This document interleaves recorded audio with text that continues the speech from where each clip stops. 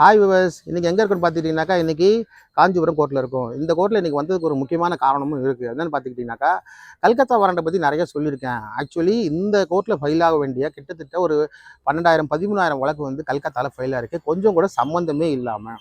அது ஏன் சொல்கிறேன்னா, இங்கே பார்த்துக்கிட்டிங்கன்னா, இது வந்து காஞ்சிபுரம் கோர்ட்டு. இங்கே பார்த்தீங்கன்னா, இங்கே வாங்கின மக்கள் நிறைய பேர் இருக்காங்க. கடன் வாங்குவாங்க, ஒரு பர்சனல் லோனு, கிரெடிட் கார்டு இப்படின்னு வாங்குறவங்க நிறைய பேர் இருக்காங்க. இவங்க எல்லாருமே பார்த்தீங்கன்னாக்கா கோர்ட்டில் வந்து எந்த கோர்ட் போட்டிருக்காங்கன்னா, கல்கத்தாவில் இருக்க 16வது கோர்ட் போட்டிருக்காங்க. ஆக்சுவலி இந்த காஞ்சிபுரத்தில் இருக்கக்கூடிய ஜேஎம் 1 தான் இவங்களுக்கு வரணும்.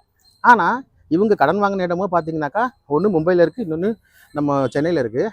ஆனால் இவங்க கேஸு ஃபைல் பண்ணது பார்த்தீங்கன்னா கல்கத்தாவில் ஃபைல் பண்ணியிருக்காங்க.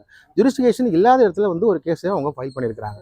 ஸோ வங்கிகள் பார்த்தீங்கன்னாக்கா, இந்த என்டிஎஃப்சி பேங்கை பொறுத்த வரைக்கும் போன வருஷம் 2025 வரைக்கும் பார்த்தீங்கன்னாக்கா, இந்தியா முழுக்க இருக்கக்கூடிய நிறைய நகரங்கள் வந்து கேஸை ஃபைல் பண்ணியிருக்காங்க. அதோட எண்ணிக்கை மட்டுமே பார்த்தீங்கன்னாக்கா 4,98,651 வழக்குகள் வந்து கல்கத்தா வந்து மேஜிஸ்ட்ரேட் கோர்ட்டில் பதிவு பண்ணியிருக்காங்க.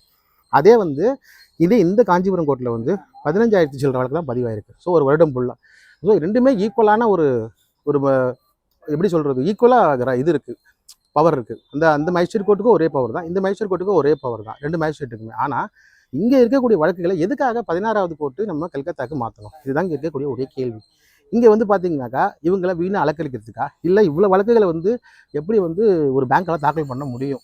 இங்கே பார்த்தீங்கன்னா, இங்கே தான் வந்து ஆக்சுவலாக பார்த்தீங்கன்னா பேங்க் ஃபைல் பண்ணணும்னா அது இங்கே தான் ஃபைல் பண்ணணும்.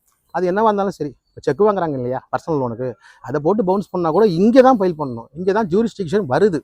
ஆனால் ஃபைல் பண்ணுறதுக்குள்ள கல்கத்தாவில். இது ஏன்னு பார்த்தீங்கன்னாக்கா, ஒரு வேளை வந்து எங்கள் ஒரு ஏதோ ஒன்று அலுவலகத்தை அடையிறதுக்காக இவங்க பண்ணுறதா, இல்லை அங்கே இருக்கக்கூடிய அதிகாரத்தை பயன்படுத்தி இந்த வங்கிகள் வந்து பண்ணுதா? இதுதான் ஒரு மெயினான கேள்வி.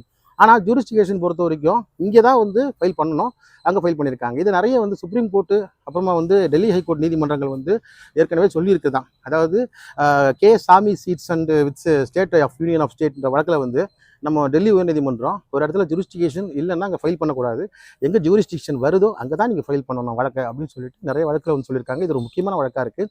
அப்படி இருக்கும்போது கல்கத்தாவில் வந்து இங்கே இருக்கக்கூடிய வழக்குகளை பெரும்பான்மையாக காஞ்சிபுரம் இந்த ஜூரிஸ்டிக்ஷனில் வரக்கூடிய வழக்குகள் எல்லாமே அங்கே ஃபைல் பண்ணியிருக்காங்க. ஆனால் இங்கே பார்த்தீங்கன்னாக்கா நார்மலாக பொதுமக்களோட வழக்குகள் நிறைய எடுத்துக்கிறாங்க, பேங்க் வழக்கையும் எடுத்துக்கிறாங்க. ஆனால் அதே சமயம் கல்கத்தாவில் வந்து பேங்க் வழக்கு வந்து 98% எடுத்துக்கிறாங்க, மக்களோட வழக்கு ஒரு 3% தான் எடுத்துக்கிறாங்க.